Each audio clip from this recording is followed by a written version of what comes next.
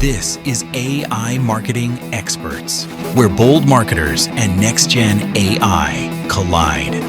Each week, join us as we decode trends, test tools, and share real wins from the AI-powered front lines. No fluff, no hype, just straight talk and smarter marketing. Tap subscribe and let's geek out on AI. Hey, welcome everybody back to another exciting episode of the AI Marketing Experts.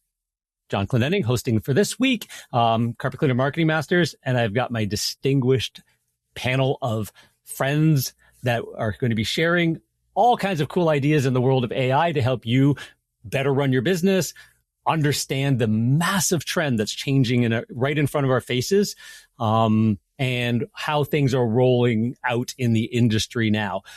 Little bit of a bookmark. So you'll remember, and I bug Jen all the time about how Jen and I were swearing at our ChatGPTs and our 5.1s back in August. And if you've ever watched something called the 2027 Project, that was right on the timeline. It gets advanced to the point we get pissed off, and then it turns the corner and there's an inflection point. We feel it in the industry, like just living this every single day. There is an inflection point where human beings are using their AI, as Chris calls it, their $1,000 computer on their hip to answer questions that they would have asked their friends and family. Word of mouth is now the device. 1% at the beginning of January 2025, arguably 30% or higher at the end of 2025, fastest adoption in human history. Are we 80% this time next year? Are you in the game? We keep talking about it. That's why you're here. That's why you're listening. And we're going to go talk about what's hitting the industry right now, trends, things changing, things you should pay attention to, and how you can be a leader in your industry and let your competitors lag behind so you're pushing forward and getting the biggest benefit from that. So with that said, hopefully everybody agrees with the premise here.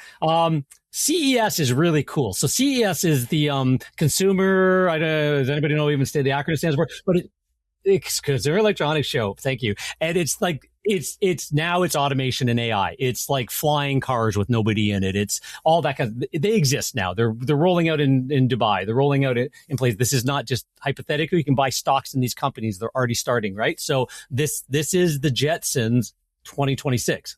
Right. So, and it's moving that fast and it's going way because AI can now fly better than a human ever could. So you don't even have to touch the controls and you can go from rooftop to rooftop. And that kind of thing. So that's what CES is. And they're talking all about automations. Now the AI and automation experts, industry leaders are still stressing, and this is an important topic that we like to talk about, is that while AI is accelerating execution, especially on repetitive tasks and things like that, I'm just reading the headline over here.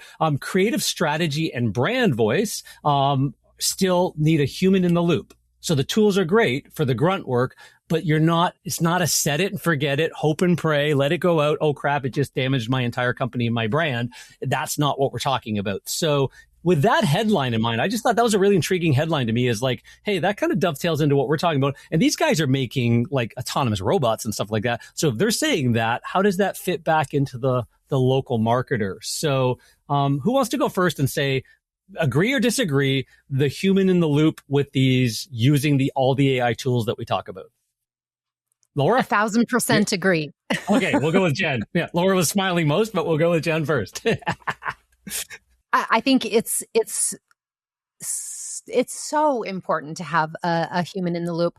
If you think about your AI, it's going to want to please you and agree with you and do all of everything correctly, and which is great for many things.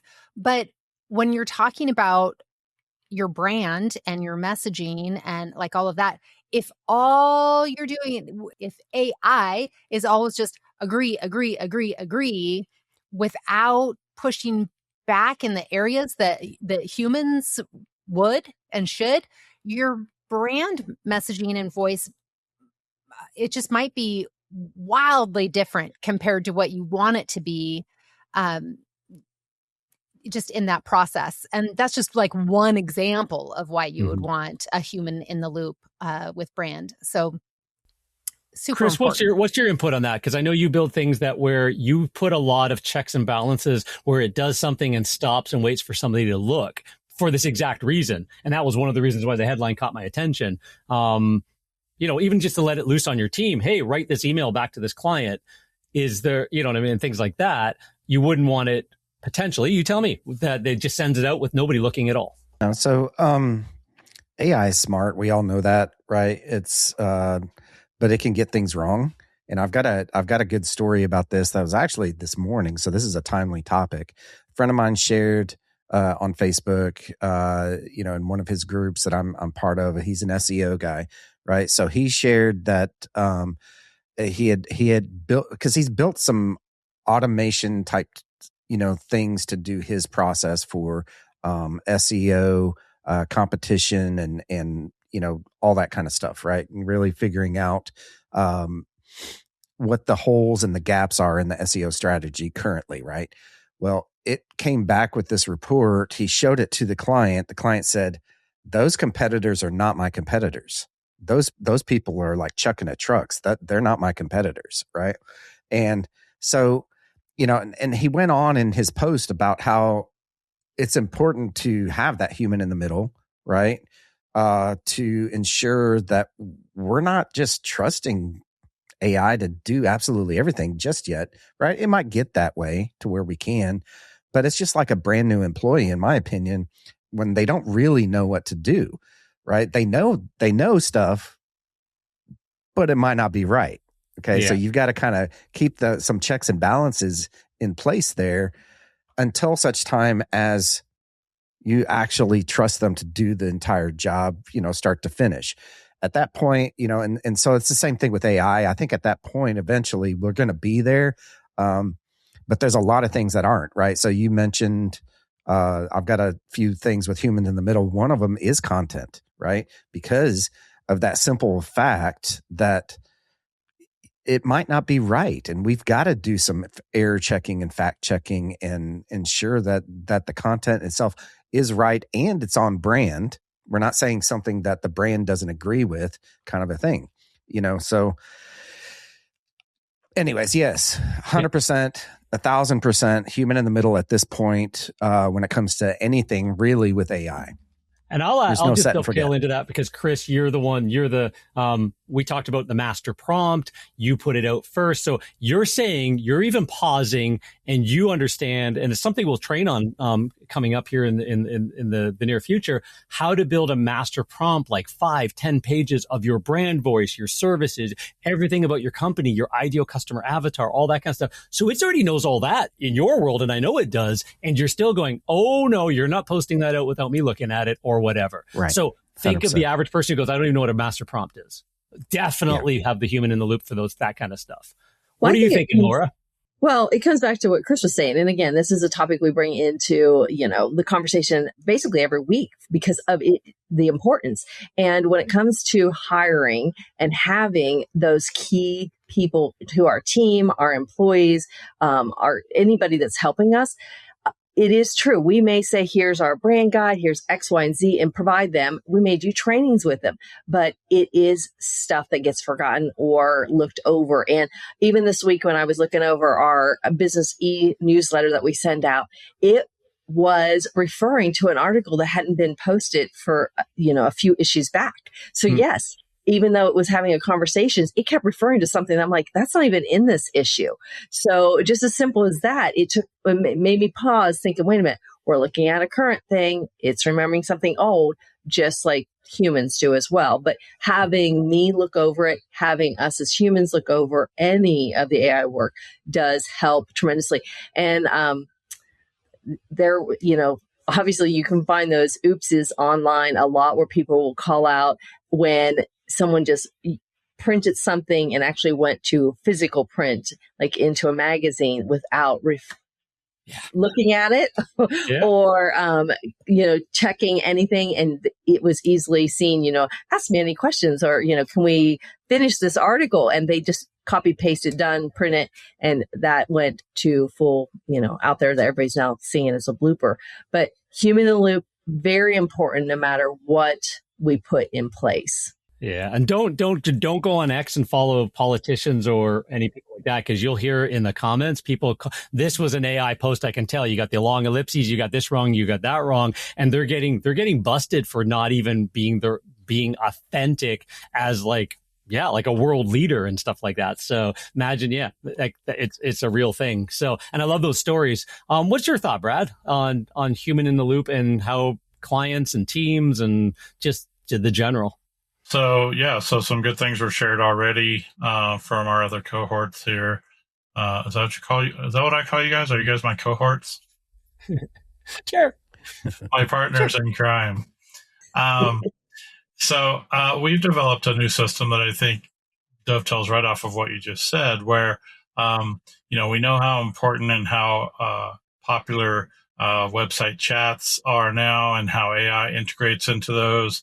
And, that instant gratification that most customers nowadays are needing, they're like, okay, well, I just want to chat with somebody. I need a quick answer. What's your hours? What's the price for this? Where are you located? Whatever it is. So those things are becoming super commonplace now, where you have a chat bot or a chat of some sort on your website that can answer basic stuff. It's trained to do that, right? But what we've developed now is something where the human in the loop portion, where literally they can chat, they can actually have a voice conversation with an AI bot as well. But there's also a little button that says start a video call with a human.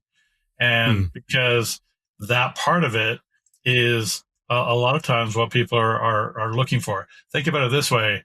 Let's say you're a female, Laura and Jen are out shopping on Rodeo Drive, and they're out looking at fancy clothes, right? And they may not want to talk to anybody just yet, because as Rodney Dangerfield used to say, I'm just browsing, right? But there comes a point where they need help, right?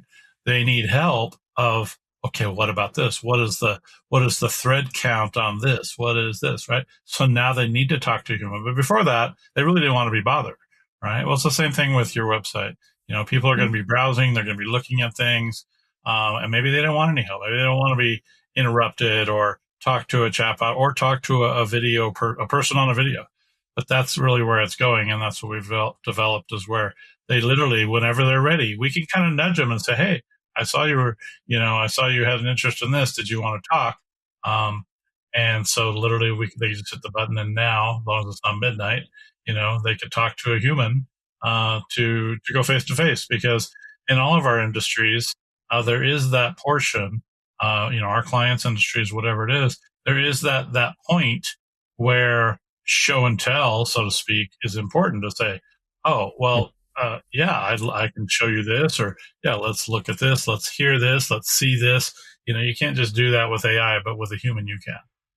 Yeah, and I'll put a pin in at the end of this. I fully agree with you. In my world, I like the average carpet cleaner to have a $500 to $800 residential job. If you're listening to this, carpet cleaners, and your jaw just dropped, I can show you how. But you can't do that if the bot is trying to self-book, because how do you influence a person who thinks carpet cleaning is 3 rooms and a hall for $99 that it isn't? And how can you run influencing? Well, that's scripting. That's all the stuff that we know how to do to sell a better product. There's a reason why people are willing to pay $10, $12, $15 for a Fufu Lapa Lapa coffee at Starbucks, but they pay $1.50 at Dunkin' Donuts and think it's a ripoff, right? What kind of coffee was that? What kind of coffee was that? Exactly. I am not that person that goes to Starbucks. So you guys can fill in the blanks. But another one is so my story was I talked to a client recently who decided to take over his own local service ads. I said, well, you go out in the field, you have a role to play that can generate a $10,000, $20,000, $30,000 a month carpet cleaning company worth of efforts if you follow a proven path. local service ads, there are experts that can do that. Well, no, I just chat GPT. I got it all figured out. I'm stuck on a few things here, and this time I was like, okay, cool. So what did you do about image optimization? Well, I put images in. No. How did you optimize them to actually sell at a higher price than your competitors? What have you done? And I went down a list of 3 or 4 or 5 advanced strategies that we do because we've been doing it for years now, and we know how to optimize for the highest end clientele to not get tire kicker calls. He goes, you know the answer to that, John. I'm going, yeah. So why don't you just hand that back over to us, or hand that over to us? He hadn't. And do these things I'm telling you that will land you $10,000 worth of work in the next 30 days.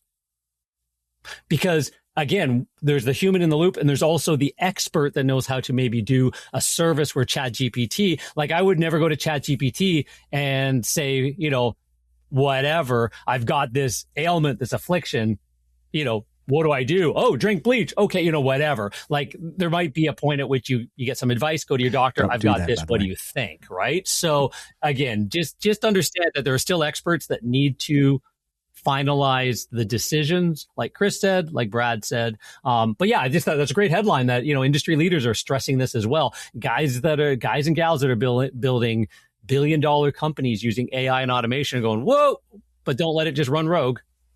Right. Not at all. Have those checks and balances in there and stop. And even if it's just having a quarterly check, start again small. But as you feel like, okay, things are running with less checks between your teams checking it, maybe you as the business owner gets to just check in once in a while now. But definitely let those on your teams know who has what responsibilities to do that final check before things go live, before things continue posting. There's a lot of benefit, and it keeps you in with the conversation too. So especially we get some questions like, how can I just have, AI automatically respond to posts, etc. Well, that takes you out of that conversation that's going on. If you know what questions they're asking online, guess what? You're going to be the expert they look at to say, please answer this for me. So I encourage them to stay especially involved in that. They may have somebody else on their team that does it daily, but hey, wrap up the report. Let me know what were the top questions being asked, because again, that gives you a way to get into those conversations. Yeah. And you said something great. Wrap up that report and let me stay in. I'm going to go back to Chris for a second, because one of the things he shared with me that was amazing that we still do manually, that we don't do manually starting this week, is at the end of an EOS, entrepreneur operating system, running your L10 meetings. And Chris is now, it's like, of course, once you get into the beast, all of a sudden you're like, oh my God, this and this and this. And it's like, yeah. So wrap up the report. Maybe don't spend 3 hours writing the report. Maybe take the transcript of the meeting and have a really well-trained prompt, right? And so mention that a little bit, Chris, because like you do this better than most. So I shared with y'all, right, some of my prompts that I've got for my shortcuts for Perplexity comment, right?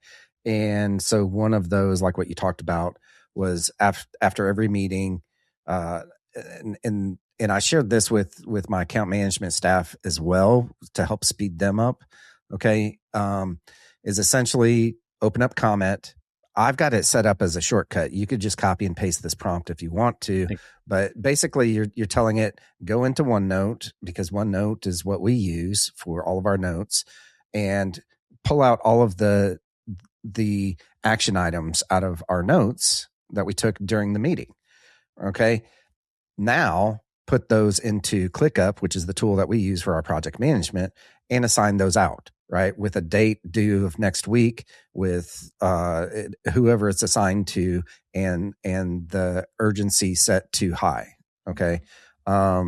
So it speeds you up. You can still look at those and go, not quite. And maybe it should be this, but that's like the 20% of the stuff that you have to do versus having to, because it was a horrible task. Honestly, I hated it. It's terrible. Right? And I'm when it comes to this kind of stuff, I'm like, what is the stuff that I hate doing? That's what I'm going to automate as much as I possibly can. Right. I'm going to spend 2 hours trying to figure out how to automate a 5-minute task, but I'm still going to do it because I hate doing it. And so therefore it gets put off. Right. And so that's how I approach that kind of stuff. But coming full circle back to that human in the middle, you still have to have that in all sorts of things at this point, like I've already said. So I think the best way to think of that as well, I'm just going to put a point in this and then we'll move on, but is, so Dan Martell, if we think in frameworks really help us identify, do the same things over and over again in a great way to teach our team, like your employees. Here's the framework of how we're going to arrive on a job and do a roof. Here's the framework, frameworks. Everything's a framework. So now you can visualize it, see it, train on it, stuff like that. Dan Martell's got a bunch of really cool frameworks and buy back your time. 10-80-10 is a great one.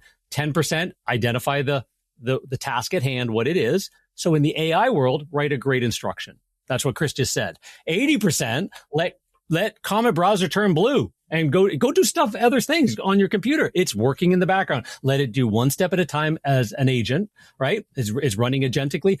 And then have it pause and not do or not post or not finalize, leave it in draft mode. And you come back and do the other 10. So whether that's 10 employee, I want this done. Come back to me when you're ready with this entire new brand kit, this thing, whatever, this new marketing, whatever it is. Think of your bit. And then at the 10 on the end, I will see what you did, readjust, and then we'll deploy. Well, that's the same framework. Just put an agent in the middle where it can. Same thought process. So cool. So I think, again, great headline, great thought process. Hopefully we help people start thinking through a whole bunch of really cool ideas. Speaking of cool ideas, we're at the segment of the show where we share some cool ideas. And I know Brad's got something he wants to share. I don't even think he told us what it was, but he said it'd take 2 or 3, 4 minutes. So what do you got for us, Brad? Well, it's top secret, but I'm about to reveal it because you guys don't even know how cool this is, right? So we talked a little bit about, obviously, human in the loop, but also time saving and systematizing things, right? And so whether you're using ChatGPT or Gemini or any of the other well-known ones, this tool, which is very new to me, is pretty powerful. So I'm going to share screen. Okay. So what this does is it's an extension and it's a paid service. So it's not very expensive. It's called Pretty Prompt. All right. So when you're in ChatGPT, I know myself and several people on my team, my wife, whoever it is, struggle with how to put a good prompt in there, right? So I made it as super simple as possible so that I could emphasize how this works. So, whether you're creating images, whether you're creating blog posts, whether you're doing any number of things in your LLM, now with this little extension here, I can say, okay, make me a nice photo of birds in Colorado. This is super generic, right? I mean, ChatGPT could probably do something with it normally, but it's kind of lost, right? But with this, I could say improve the prompt, refine the prompt, or go to my prompt library, right? So for my team who struggle, I could have a whole prompt library they can pick from for repetitive tasks, right? But if I go to improve the prompt, it's going to quickly take what I had there, right? And it's going to make me a really nice prompt, right? Really? And so it's saying, you're an expert in nature, wildlife photographer specializing in blah, blah, blah. The image must be a nice photo. It's going to talk about this, right? So it can create it for you. And then, of course, you would just apply it and then create what you're going to create. Or you could hit the refine button here where now it's, giving you, okay, I'm in Colorado. And so what specific type of bird are we even going to talk about, right? So I'm going to say birds of prey. And then I'm going to say what kind of setting. I live in the forest. So that sounds cool, but this one sounds cool better, like near the river, what artistic. I want it to be hyper realistic, sharp focus, right? And then submit my answers, and then away it goes, right? So this is just, to me, a time saver where now, again, it's got my refined prompt in there, which if I had to figure that out, I might as well have went to a stock photo place or something to try to just buy a photo by the time it would have taken me to write a prompt this detailed, right? I just hit apply, boom, done. I've got what I need. Brad, can you go ahead and hit apply? Because I think some of our viewers and even the listeners might be unfamiliar with one of the new tools as well, is when it's creating an image Now you're able to, once you see the image, you're actually able to use the Adobe Acrobat to refine your image. Now it's limited and it's very much limited. Like you can remove the background and it's rough and everything, but that is an upgrade that I've been seeing that surprised me. So as you're working with something like this and you have an image created by ChatGPT, you'd be able to refine it now. Yep, you sure could. Yep, there's a lot of things you can do with screenshots or other images.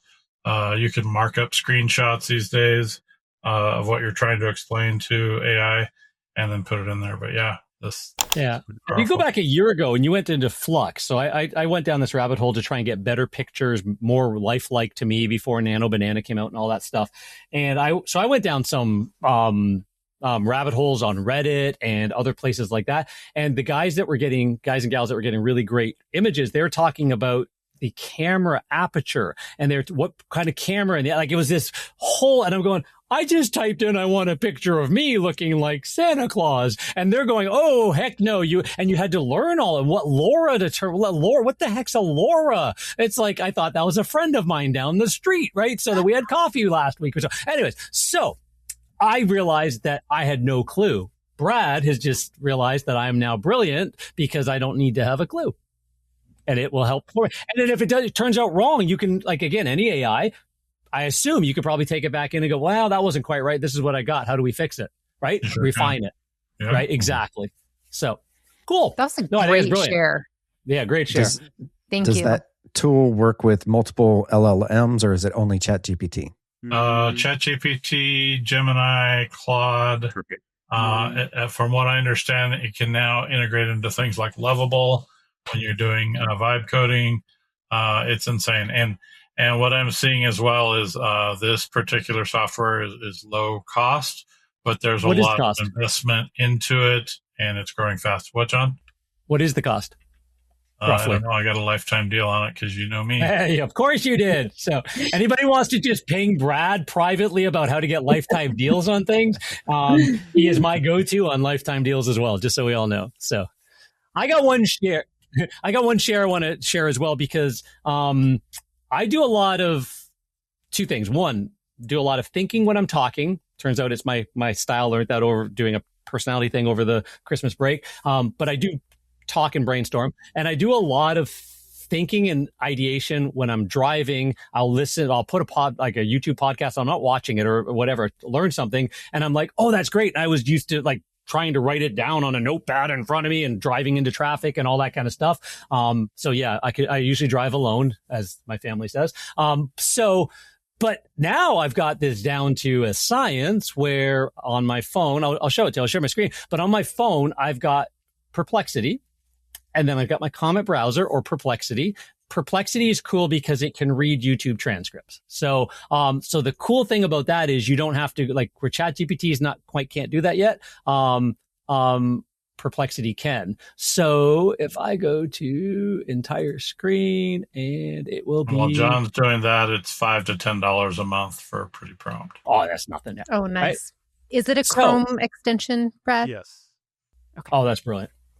But you can check use the show notes. We'll put a link in the show notes. I can't guarantee it's not an affiliate link if Brad's got an affiliate link, but that means you pay the same price and Brad makes some money. But we'll talk about that on another episode. So here, for example, today, just before we jumped on, I watched this YouTube video. So I'll just click on this. So again, it was on my phone, just my iPhone. I watched the YouTube video, copied the link, moved it into Perplexity, right?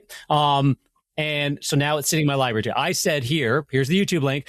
I'm creating a custom GPT on project to train. It's for some communication coaching and things like that, better webinars, things like that. All this kind of stuff, right? And the guy's name apparently is Joseph Czar. I'd never heard this guy before. And I just told it I would like a summary of this and a document that I can add because, again, I use multiple LLMs, but over in ChatGPT, I have my communication coaching project, right? So I started a project. It's trained on a book called The Coaching Habit by Michael Bungay. It's Surrounded by Idiots. Lovely book, actually. So these are the PDFs of the books that I bought. And then Crucial Confrontations. and then my own personality assessment and stuff like that. So inside this project, I can have any conversations I want about different things, create me a training program. Let's have a conversation back and forth. Give me a scenario, a confrontation. Let's banter it out because, literally just talk to my gal Sam is what I call her. But now because of that call, I can now take this document right here.